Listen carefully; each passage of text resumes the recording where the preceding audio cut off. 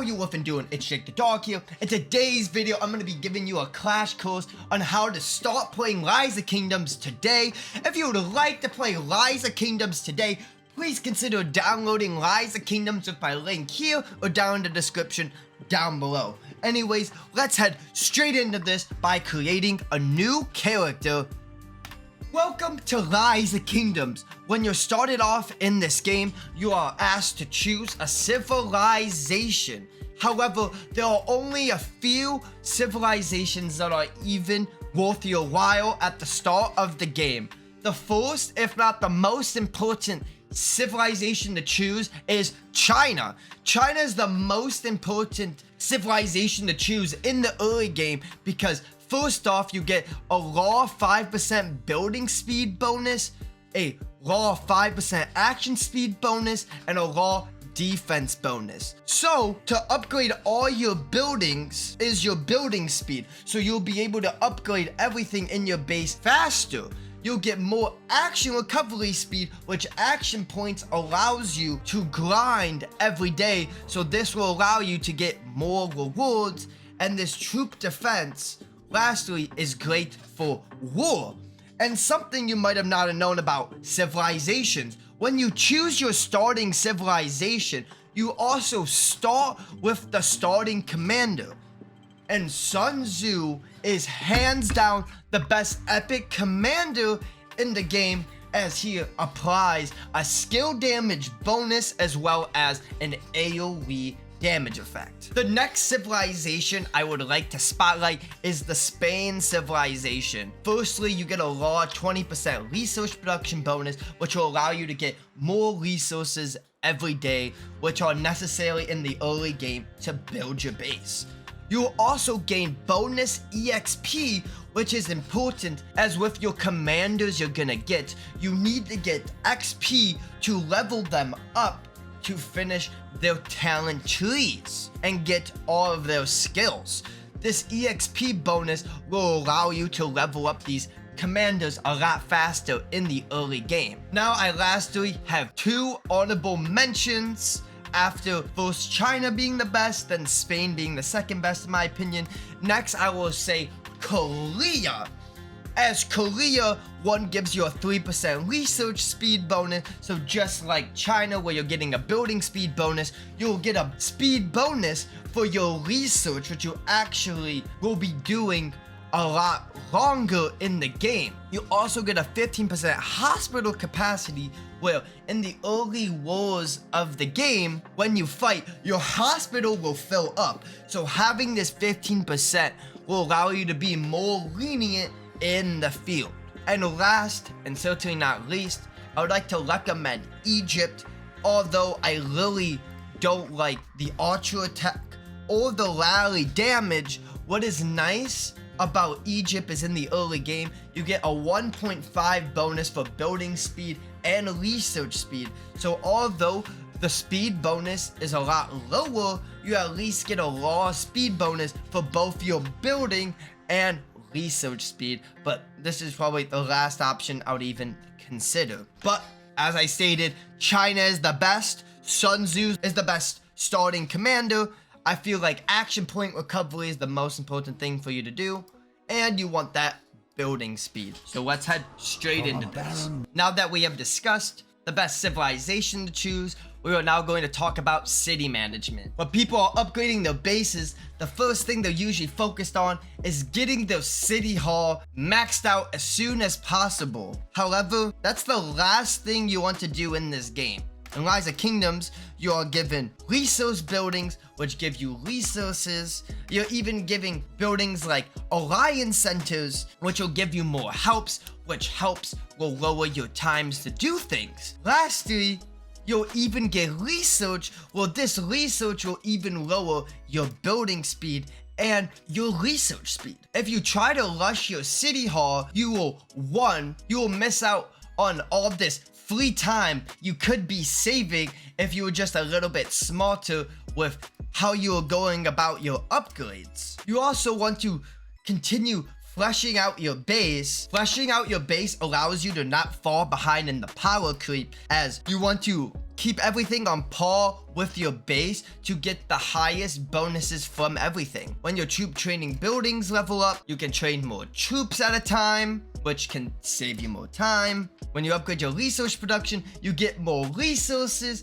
which allows you to then upgrade more things. You just want to make sure you're not getting ahead of yourself and doing each city hall level as a stage, and at least getting the key important buildings leveled up, with that being your academy and research, your line center for helps, your resource production building for more free resources, and lastly, your tavern so you can unlock new commanders. Speaking of commanders, how do you unlock commanders in the early game? Well, whatever starting civilization you chose, you will be able to complete main quests that will award you heads for your starting commander. The next ways to get more commanders in the early game is by getting silver and gold keys and opening chests, where you'll then have the possibility to upgrade of unlocking gold head commanders. The last place you can get commander heads is in the expedition shop. Here, you complete missions to then allow you to gain more rewards every single day. Using these rewards, you get medals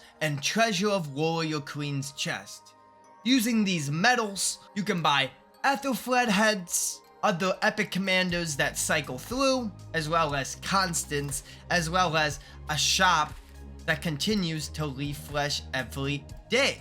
Using your medals, you can buy all the epic commander heads you want, as well as get Ethelfled, as Ethelfled is a very early commander you can unlock through these treasure of warrior chests, allowing you to easily expertise Ethelfled for completely free and have a legendary commander early in the game. When you get more heads for them, you then need to go into their skills and upgrade their skills applied here. Also, if you get past the first skill, there is a lock feature which you'll want to use to, for example, make sure you lock your first skill, as you always want your first active skill, as that is doing damage. You then want to look at your other skills, as for example, the second one is only for city garrison commanders, so this does not help me on the field, so I then would not lock this.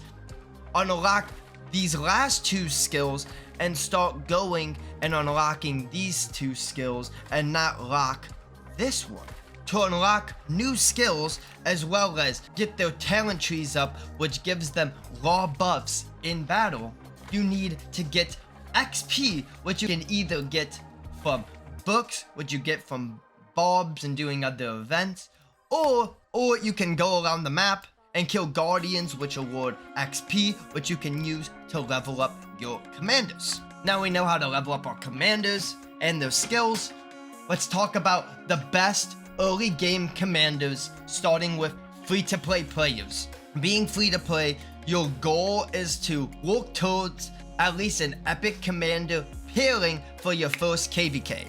As I stated earlier, the best commander in the game is Sun Tzu, as he does an AoE, but on top of that, applies a skill damage bonus, which the other AoEer, Kushinoki, does not have a skill damage bonus. This ever-changing tactics is why Sun Tzu is so good, and he can honestly be paired with any commander you want.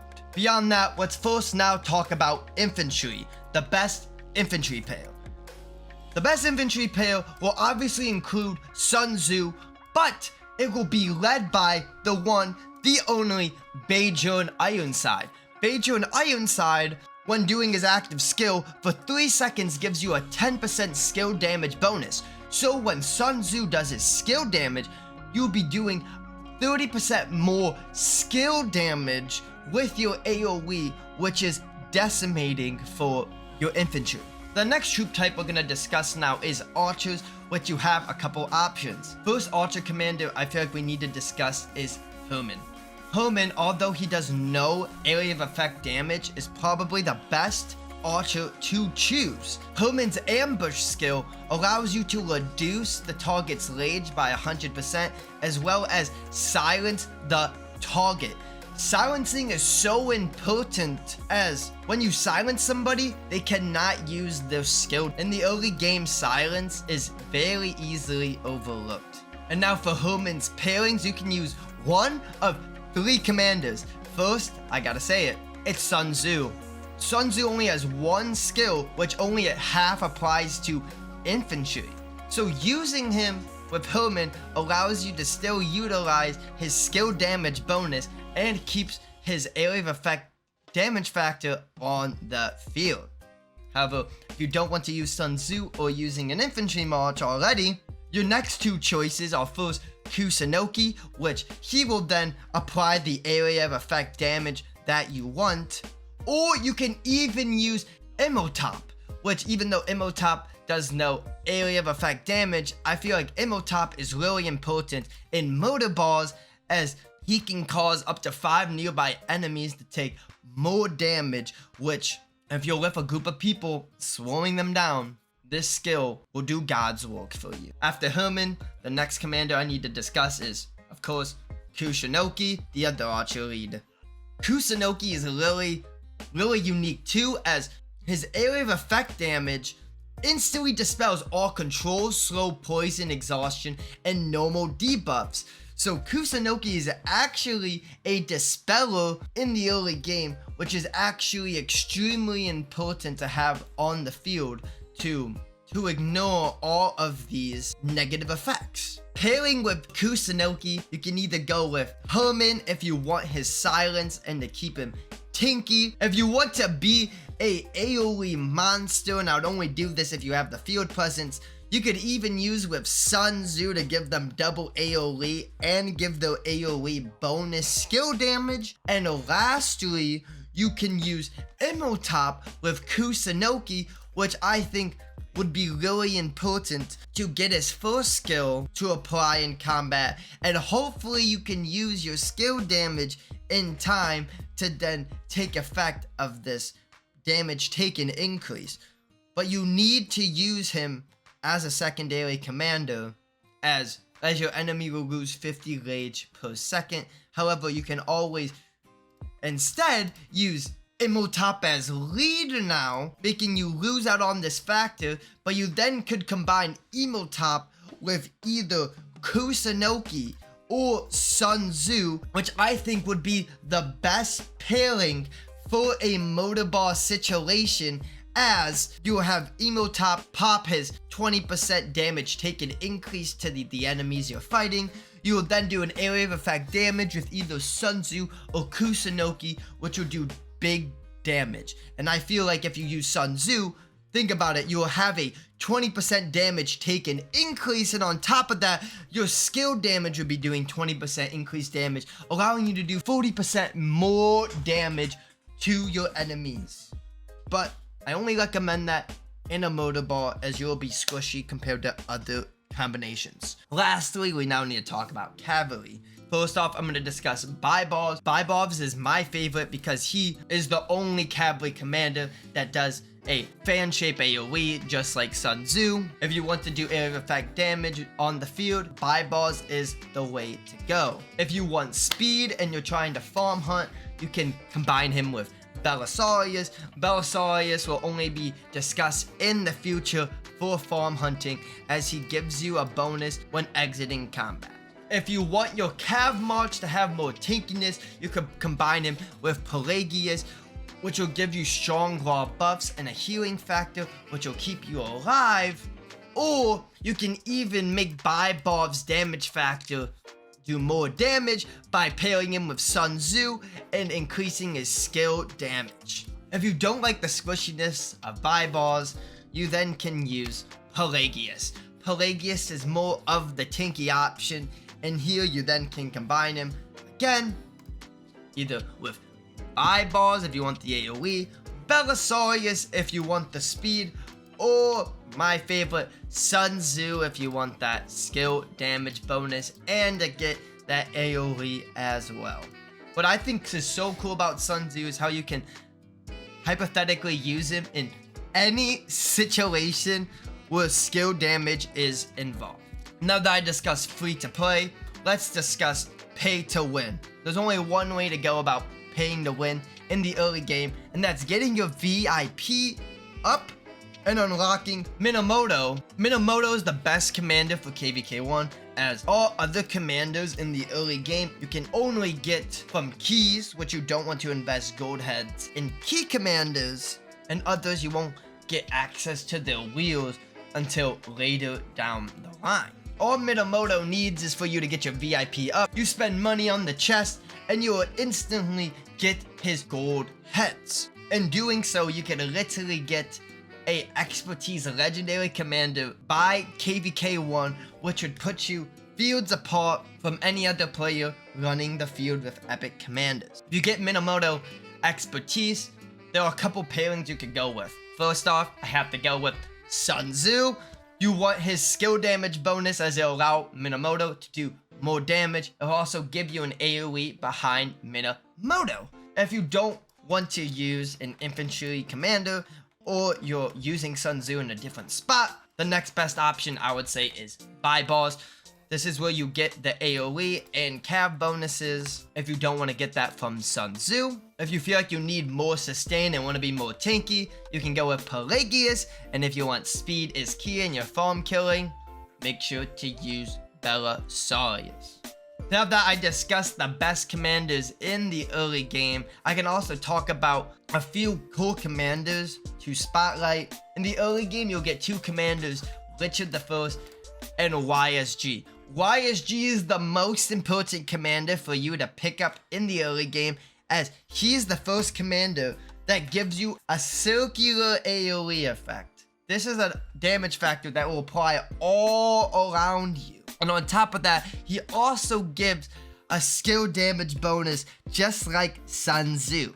The reason YSG is so important to get early game is because you can use commanders like him and even commanders like Sun Tzu in the early game to try to chain barbs that are close together, as attacking barbs cost AP. However, you can use your AoE damage to grab more barbs, which allow you to get more rewards in the end. This is where Richard I comes in, as you don't need to expertise him, but he has a very strong healing factor, which if you get his first skill to 5, you then can use him with any AoE damage commander, or most importantly YSG, because he has the circular AoE, and you can chain barbs to get free rewards every day, which is the best grind you can do for rewards in Rise of Kingdoms. Speaking of getting more rewards early game,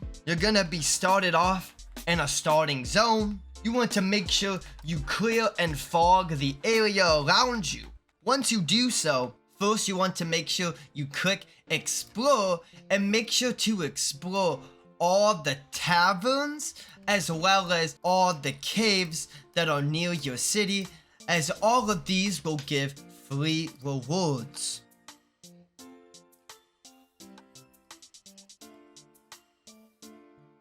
These rewards you get early in the game can be crucial for you getting speed ups in the early game, as well as getting free commander heads. Next, you want to make sure you click this barbarian stronghold. There are barbarian camps and there are barbarian keeps. Barbarian camps have bowholes at them, which you can kill them for nice simple rewards, including some equipment and whatnot. But also when they're defeated, they will drop blueprints here and at the keeps if you can complete them. Whether it's through the barbarian camps or keeps, or later down the line when you unlock equipment chest, you need to get these blueprints to unlock new pieces of gear for your commander. Doing these barbarian forts and keeps in the early game will be your best method of finding blueprints early on in the game to prepare you for KVK1 crafting. And if you need any help with forging or crafting, please consider joining my Discord in the description down below, where you can ask any questions you wish. Now that we have talked about all those aspects, we're going to talk about the most important aspect of the game: staying active and staying relevant. So when you're starting off in the early game, there are going to be alliances in your rankings. It is your goal to try to be in the best alliance you possibly can, as these alliances inside will give you different gifts, which if you have more spenders and more players in your alliance, you'll be able to get more of these gifts to get more rewards for free daily.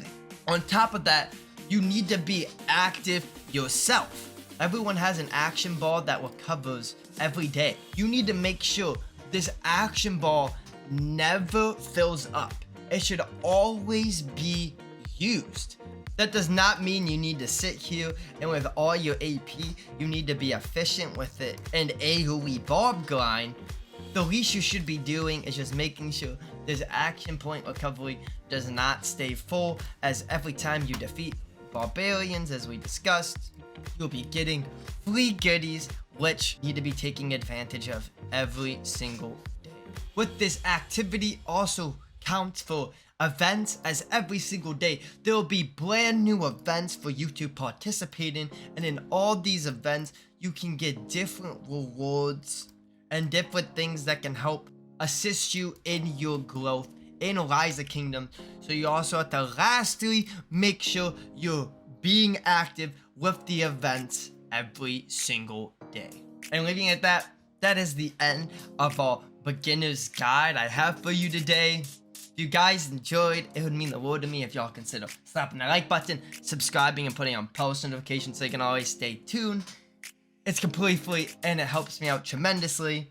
And as I stated earlier, if you have any additional questions, please feel free to join my Discord in the description down below and ask any questions to me or anybody else in my community there. I love and appreciate y'all. Well, for now, deuces.